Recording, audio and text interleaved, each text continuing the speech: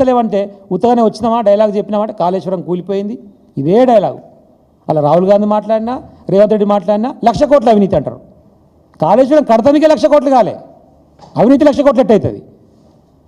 అంటే ఏదో మాట్లాడాలి కాబట్టి, మభ్యపెట్టాలి కాబట్టి, డైవర్షన్ పాలిటిక్స్ చేయాలి కాబట్టి రేవంత్ రెడ్డి గారు ఇష్టం వచ్చినట్టు మాట్లాడు. తప్పితే మళ్ళీ ఇంకా కాదు అంటే మాట్లాడేది ఏ వ్యక్తిగతమైనటువంటి దూషణ వ్యక్తుల మీద. నోరు తెరిస్తే ఈ పక్కపంట ఉంటాడు ఆయన, 3 ఫీట్లు ఆయన లెసలేస మాట్లాడుతున్నాడు అని చెప్పి ఈయన అంటాడు. ఈయన 6 ఫీట్లు ఉన్నాడు, అమితాబ్ బచ్చన్ అయినా గుట్టంగాడు, 3 ఫీట్లు ఆయన మాట్లాడతాడు. ఆయన 3 ఫీట్లు ఉన్నా కూడా నీకు 30 ఫీట్లు దిస్తున్నాడు, బాగానే ఉంది మరి, సరిపోతలేదా? ఇంకా కావాలనా? గట్టిగా పడితేనే కదా మరి అసెంబ్లీలోకి వెళ్ళి సస్పెండ్ చేసే అంత భయం ఏమిటికి మరి నీకు? దేనికి?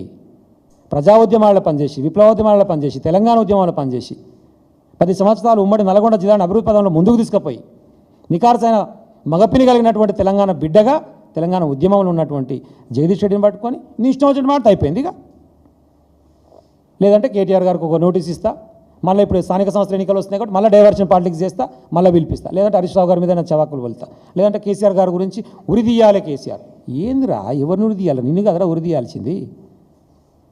గోదావరి జలాలు వచ్చాడంటే అంత ఈజీ అనుకుంటున్నావా? సోడాల నీళ్ళు కలిపినట్టు అంటుండు. మరి మేము తీసుకొచ్చినాం కదా, 5 సంవత్సరాలు ఇచ్చినాం కదా. మరి అంటే అంత కష్టమైన దాన్ని మేము చేసినామని ఒప్పుకుంటున్నట్టే కదా. వాస్తవమే. మరి గోదావరి జలాలు తీసుకొచ్చి చాలా కష్టం. ఓటుకు నోటు కేసుకు సూట్ కేసు మోసినంత కష్టం, చాలా కష్టం ఉంటుంది తీసుకురావాలంటే గోదావరి జలాలు. ఇంకో మంచి మాట చెప్పింది నిన్న, ఎక్కడ పోయినా సరే మా జిల్లాల ఎస్ఐలు సిఐలు అంతా నల్గొండలో కనబడతారు, ఇక్కడ బాగుంటారు, డిఎస్పీలతో సహా పోలీస్ డిపార్ట్మెంట్ నల్గొండలో బాగుంటారు అని చెప్తుండు. 100% వాస్తవం. ఎందుకంటే ఈ లంగగాడు ఓటుకు నోటు కేసులో దొరికినప్పుడు పట్టుకున్నలు కూడా నల్గొండోళ్ళే, ఎస్ఐ డిఎస్పీ. అందుకని ఆయనకు బాగా గుర్తుకుంది. అదొక్కటి మాత్రం కరెక్ట్ చెప్పిండు. చెయ్యాల్సినటువంటి అభివృద్ధి నువ్వు మండలాలు తెచ్చుకున్నావు, కనీసం మీకు బిల్డింగులు తెచ్చుకోలేదు, ఎంఆర్ఓలు ఎంపీడీఓలు సన్యాసి అని మాట్లాడతారు. ఈయన 3 నూతన మండలాలు నా తుంగతుర్తి నియోజకవర్గంలో, అడ్డగూడూరు, నాగారం, మద్దిరాల, 3 నూతన మండలాలకు నిన్న ఈ సన్యాసి 2 మండలాలకే బిల్డింగ్ ఇచ్చిపోయింది. మరి 3వ మండలం ఏం పాపం చేసిందిరా? నువ్వు తెలివికలోనే కదా, నువ్వు మునగానివి కదా. 3 మండలాలు నూతనంగా ఏర్పడితే మరి 2టికే ఇచ్చిన శాంక్షన్ అంటే సన్యాసి నువ్వా మేమా? ఎవడు సన్యాసి? నూతన జిల్లాల ఏర్పాటు, నూతన మండలాల ఏర్పాటు జరిగిన తర్వాత కేసీఆర్ గారు ఒక ప్రణాళికబద్ధంగా ఫస్ట్ కలెక్టరేట్లను నిర్మించుకుంటూ వచ్చారు. ఈ టర్మ్ చేయాల్సింది అదే, మండలాలకు సంబంధించినటువంటి బిల్డింగ్ నిర్మాణం ఈసారి జరుగుతుంది. సరే, ఆ లోపలనే గవర్నమెంట్ మారింది, నీకు ఏదో అవకాశం దొరికింది. కానీ నీ కొండారెడ్డిపల్లి నీ సొంత ఊరు ఉంది కదా, నీ ఊళ్ళో మరి మొత్తం నీ ఊరికి వచ్చేటువంటి రోడ్డు విషయంలో కానీ, నీ ఊళ్ళో ఇచ్చినటువంటి 24 గంటల కరెంటు విషయంలో కానీ, నీ ఊళ్ళో రైతు బంధువు, నీ ఊళ్ళో రైతు రుణమాఫీ, మరి ఇవన్నీ కూడా చేసిండు. నీ 24 గంటల కరెంటు కూడా మా జగదీష్ రెడ్డి ఇచ్చింది ఊరికి. మరి నువ్వేందో పొడుగు మాట్లాడినావు.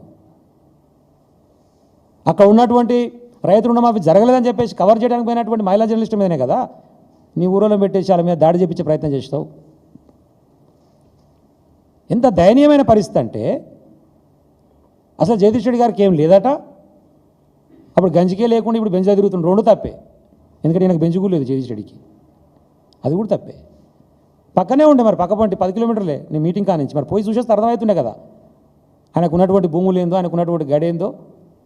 ఆ ఊరు మొత్తంలో ఆయన ఇల్లే పెద్దగా ఉందని చెప్పేసి ఆయన ఇంట్లోనే ఎస్సీ హాస్టల్ నడిపించేది. ఎస్సీ హాస్టల్ ఆయన ఇంట్లో నడిపించేది. అది సమితి ఉంటుండే నాగారం గతంలో.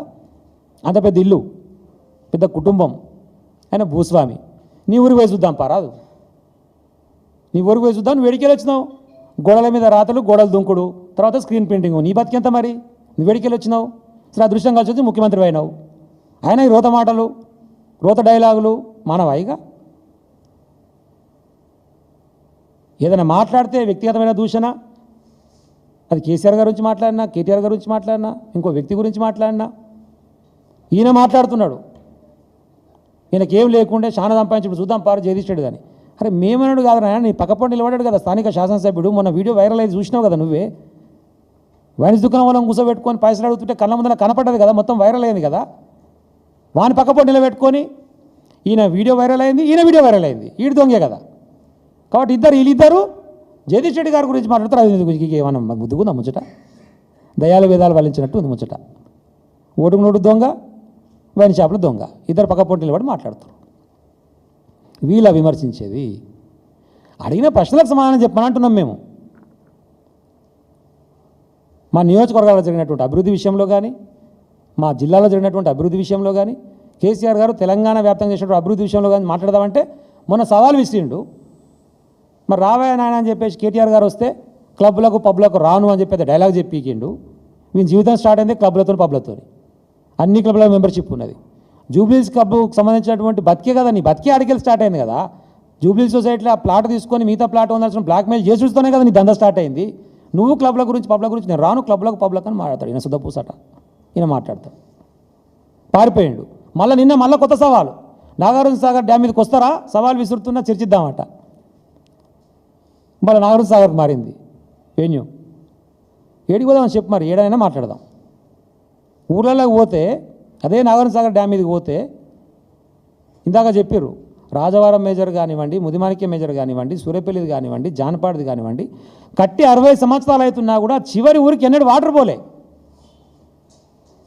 జగదీష్ రెడ్డి గారు పోయి నిలబడి చివరి ఊరు దాకా వాటర్ తీసుకుపోయి ఆడ ఫోటోలు దిగి వచ్చినాయి, అన్నీ ఉన్నాయి ప్రూఫ్స్. అదే నువ్వు మళ్ళీ పోయి ఇప్పుడు ఆ ఊళ్ళలో నిలబడితే చొప్పు తీసుకొని కొడతారు నేను. ఎందుకు చెప్పనా, ఇప్పుడు నాగార్జున సాగర్ లెఫ్ట్ కెనాల్ నుంచి మా సాగర్కి కానీ మిర్యాలగూడ కానీ కోదారకు కానీ వాటర్ ఇవ్వకుండా పోలీసు వాళ్ళని పెట్టి తూములు లేపకుండా అడ్డం నిలబెట్టి పోలీసులని ఖమ్మం పాదేరికి వాటర్ తీసుకుపోయి కిందికి తీసుకుపోతారు. ఇప్పుడు నేను చెప్పే టైంకి ఈ నిమిషానికి నేను చెప్పేది, ఉత్తమ్ కుమార్ రెడ్డి నిద్రపోతుండు, ఉత్తమ్ పద్మావతి నిద్రపోతుంది, దీని గురించి మాట్లాడరు. మరి మాకు వాటర్ ఇవ్వకుండా మా ప్రజానికాన్ని అన్యాయం చేసి ముందుకెళ్ళి తీసుకుపోతుందని చెప్పి నీళ్ళ మంత్రి అడిగాడు. ఆయన వచ్చి మాట్లాడుతున్నాడు, ఉత్తమ్ కుమార్ రెడ్డి గారు కూడా ఆడికొచ్చి నీ కాన్సెన్సీలు దాటుకొని పోతున్నాయి, మా ప్రజానికానికి వాటర్ ఇచ్చినాక కింది తీసుకుపోని అడగాలి. నువ్వు ప్రభుత్వంలో ఉన్నావు, నువ్వే ఇరిగేషన్ మంత్రివి. కాబట్టి ఇప్పుడు సాగర్ డ్యామ్ మీదకి రేవంత్ రెడ్డి గారు పోదామన్నాడు కదా. ఇప్పుడు సాగర్ డ్యామ్ మీదకి పోతే కనుక ఇప్పుడు ఈ నియోజకవర్గంగా ఉన్నటువంటి రైతులు చొప్పు తీసుకొని కొడతారు రేవంత్ రెడ్డిని. మాకు నీళ్ళు కూడా కిందికి తీసుకుపోతారా అని. మరి నిజంగానే తెలుసులేదు, వీళ్ళకి అవగాహన లేదు, తెలియదు. చెప్తే కదా మొన్ననేగా దేవాదాలు ఏ బేసిను అంటాడు ఆయన. దేవాదాలు ఏ బేసిన అని అడుగుతాయన తుంగతుర్తికి తప్పకుండా దేవాదాల నుంచి నీళ్ళు ఇస్తామని ప్రకటిస్తుంది. ఆల్రెడీ దేవాదాల నుంచి వచ్చే నీళ్లు కూడా మా తిరుమలగిరి మండలానికి 13,000 ఎకరాలకు ఎస్టాబ్లిష్ అయి ఉంది సిస్టమ్. పని జరగాల్సి ఉంది, అది గతంలో ఉన్నది. నువ్వు కాళేశ్వరం నుంచి చేయకపోతే దేవాదాల నుంచి అయ్యి ఓడొద్దంటుడు. ఈ మరి ఎట్టిస్తావు దేవాదాల నుంచి ఇచ్చి మా తుంగతుర్తి నియోజకవర్గానికి 1,25,000 ఎకరాలకు నీళ్ళు ఇస్తామంటే వద్దంటామా మేము? మాకు కావాల్సింది రైతాంగానికి నీళ్లు. ఏడికలు వస్తే మాకేంది? ఈ దేవాదాల ఏడున్నదో తెలియనోడు దేవాదాలకి వెళ్ళి తుంగతుర్తికి నీళ్ళు ఇస్తా అని అనౌన్స్ చేసిపోతుండే, అది మాకు దౌర్భాగ్యం. ఇప్పుడు ఈ నిమిషంలో కూడా కన్యాపల్లి పంప్ హౌస్ నుంచి లిఫ్ట్ చేస్తే వాటర్ వస్తాయి. మా రైతాంగం ఇబ్బంది పడుతున్నారు, ఎండిపోయినాయి. 5 ఎకరాలు ఉన్నోడు ఎకరం పెట్టుకొని నీళ్ళ బిందెలతో తడుపుకునే ప్రయత్నం చేస్తున్నాం. కాపాడుకుందాం జరనన్న మా తిండి గింజలకన్నా అని చెప్పేసి ప్రయత్నం చేస్తారు ఆడి మనుషులు. ఆ దౌర్భాగ్యం నుంచి బయటపడాలంటే అవకాశం ఉన్నప్పుడు నీళ్ళు ఇవ్వండి. ఒక మేడిగడ దగ్గర ఉన్నటువంటి ఒక చిన్న కుంగిపోయిన దాన్ని చూపించి సాకుగా ఆడ ఉన్నటువంటి సంతరించే ప్రయత్నమో లేకపోతే చంద్రబాబుకు హారతిచ్చే ప్రయత్నమో కిందకి నీళ్ళు పెట్టి ఇటువంటిది బంద్ చేయండి. Sundilla, Annaram, Yellampalli, Nandimedaram, Gayatri pump house, Lakshmi pump house, Midmaneru, lower Maneru, Mylaram project, Bayyannabagu దాటుకొని తుంగతుర్తి నియోజకవర్గం నీళ్ళు వస్తాయి ఒక్క స్విచ్ ఆన్ చేస్తే. ఎందుకు ఇస్తలేవు? ఎందుకు ఇంత కక్ష?